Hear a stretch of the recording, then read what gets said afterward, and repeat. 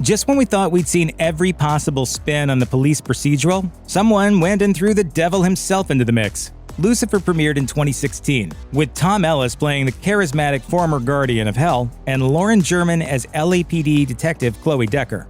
If you've developed a taste for well-meaning-ish Satan with a sense of humor, there are plenty of movies out there to complement Lucifer.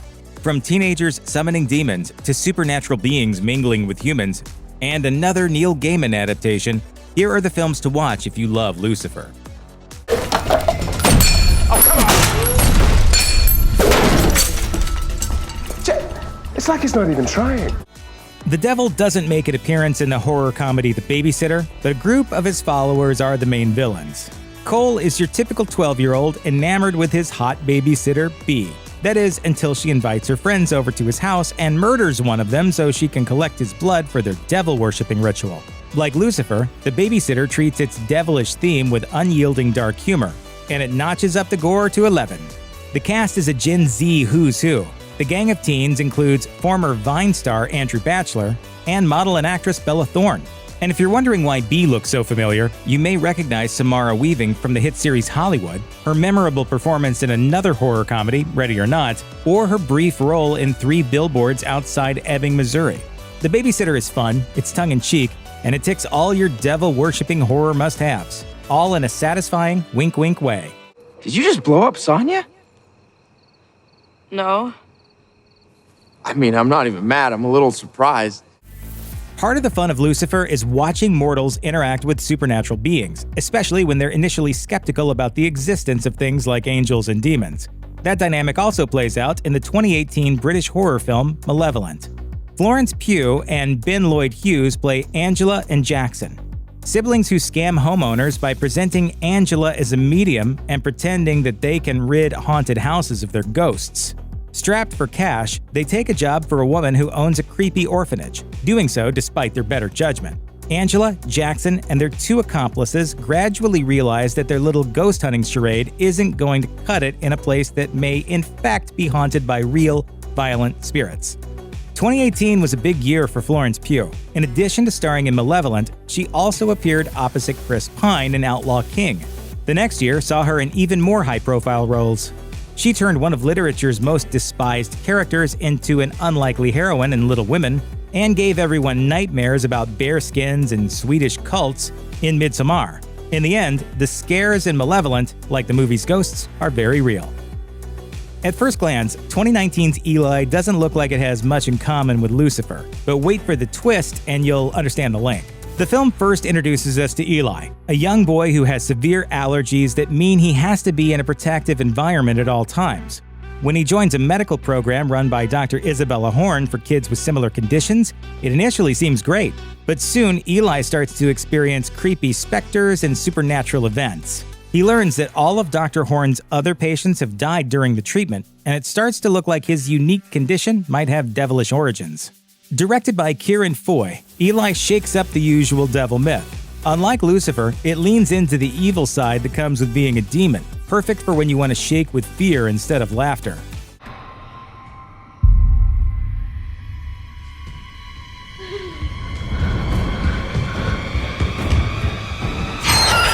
Lucifer started as a supporting character in The Sandman, a comic series created by British author Neil Gaiman. Lucifer was later granted his own self-titled spin-off series, which ran for 75 issues. Stardust was also adapted from a work by Gaiman, in this case a novel of the same name, published in 1997. And it also depicts humans dealing with magical beings in disguise. The story follows Tristan, who leaves his small village of Wall for the magical kingdom of Stormhold. I'm charged with guarding the portal to another world, and you're asking me to just let you through? Yes. Because, let's be honest, it's a field. He's hoping to capture a fallen star. But out of the sky, the star is not a ball of fusing gas molecules, it's a woman named Yvain. Meanwhile, a witch sets out to find the star so she and her sister witches can eat its heart and restore their youth and power. Plus, the old king has just died, causing a power struggle between his remaining sons. The victor, Septimus, also wants the star, and he currently has the magical stone he needs to claim his throne and can grant him immortality. Stardust brings a quirky humor to the fairy tale fantasy genre, just like Lucifer does for police procedurals. Now, you darling, I have some lovely dresses. Take your pick. Oh, no, really, I'm fine. Honey, you're wearing a bathrobe. There's no devil causing trouble in Bleach, but there are supernatural beings roaming Earth. The 2018 movie is a live-action feature adaptation of the manga of the same name, which was a big hit during its run from 2001 to 2016. It was also adapted into a popular anime series, which was canceled in 2012 but is scheduled for a reboot in 2021. Ichigo appears to be your average 15-year-old, except he can see ghosts. Then he encounters Rukia. She's a soul reaper, or a spirit guide who brings the souls of the departed to the Soul Society. Left among humans for too long, souls turn into monstrous creatures called hollows, which feed on other souls and cause general monster-like damage. Soul Reapers battle hollows and purify them so they can join the Soul Society. When Rukia is injured while fighting a hollow, she transfers her Soul Reaper powers to Ichigo. Since transferring them back to her would kill him until he's amassed enough energy from battling hollows, he subs in for her. Unfortunately, the other Soul Reapers have other ideas, leading Ichigo to agree to take on the most fearsome hollow of all, the Grand Fisher. Bleach, like Lucifer, is a slick, modern, and fun take on traditional concepts like souls, demons, and spirit guides.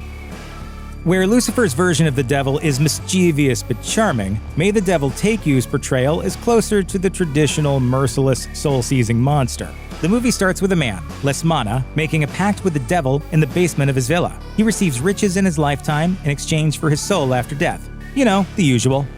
10 years later, Lesmana is gravely ill, and his estranged daughter Alfie grudgingly visits him in the hospital, where she witnesses a spirit waiting to drag him to hell. She returns to their now dilapidated villa alongside her half-siblings and stepmother, with whom she has a rough relationship. But when they open the basement door, which had been nailed shut and covered in charms, they unleash the spirit Lesmana conjured years before, which starts possessing and picking them off one by one. Cue lots of veiny faces, blood vomiting, head spinning, and creatively grim deaths. May the Devil Take You was directed by Timo Tchayanto, who is best known for his gore-heavy action movies. He also directed the widely acclaimed thriller The Night Comes For Us in 2018. If you miss the old-school style of devil-centric hauntings, this is a nice, gory compliment to Lucifer. If Lucifer proved anything, it's that demons cannot resist the human world, and Demonic reminds us that humans likewise cannot resist poking around with demonic spirits. 6 wannabe ghost hunters plan a seance in an abandoned house, the site of a previous seance that ended in a massacre. Despite multiple supernatural red flags, they proceed, gathering around a cryptic seal carved into the floorboards of one room. What happens to them next forms the core mystery of the film, as their fateful night is slowly pieced together by Detective Mark Lewis and Dr. Elizabeth Klein, played by Frank Grillo and Maria Bello, respectively. The movie is a whodunit horror played out through partial use of found footage. Like Lucifer, Demonic combines the demon genre with the police procedural. Except in this case, the demon is on the other side of the law. If your only complaint about Lucifer is that it's not realistic enough, you'll appreciate the 2017 exorcism documentary, The Devil and Father Amort. The movie has an excellent pedigree. It's directed and hosted by William Friedkin, the director of 1973's genre-defining movie, The Exorcist. In the documentary, Friedkin revisits several of The Exorcist's shooting locations, and includes an interview with William Peter Blatty, who wrote the movie's screenplay based on his own novel. But the main purpose of the film is to showcase the supposed God-given talents of Father Amort, an Italian Catholic priest who claimed to have exorcised tens of thousands of demons from their unwilling hosts during his long lifetime. Since The Exorcist was his favorite movie, he agreed to let Friedkin document one such exorcism, the 11th for that particular patient. While Lucifer is knowingly funny, The Devil and Father Amort is unwittingly so. Unless, of course, you believe he really is casting out demons, in which case it's even scarier than the movie that launched it.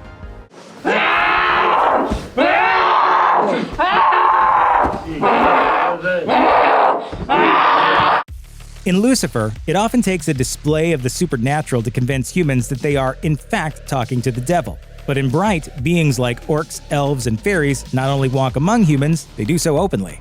Human LAPD officer Daryl Ward is less than pleased to be teamed with the first orc cop in the US, Nick Jacoby. Not only are orcs looked down on by the other races, but Ward also thinks Jacoby once helped an orc who was suspected of wounding Ward to escape arrest. One night, the duo was called to a disturbance which leaves only one survivor, an elf girl with a magic wand, a rare object which most beings cannot wield without dying.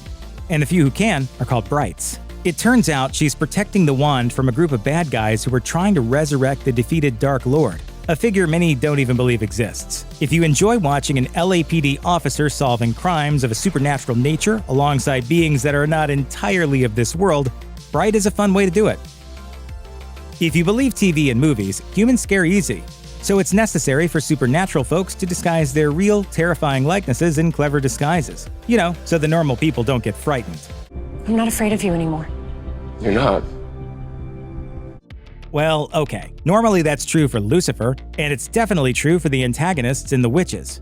As Luke is told by his grandmother Helga in the opening moments of the film, witches hide their large claws, toeless feet, oversized nostrils, and bald heads under disguises. And they hate children.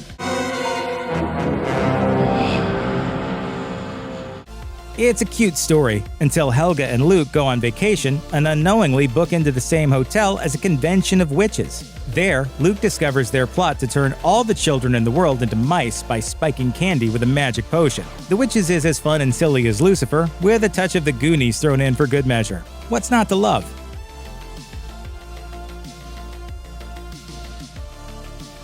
Thanks for watching. Click the links in our video to watch more from Netflix Film Club. Subscribe to our YouTube channel to get the latest exclusive videos. Plus, hit the bell so you don't miss a single one.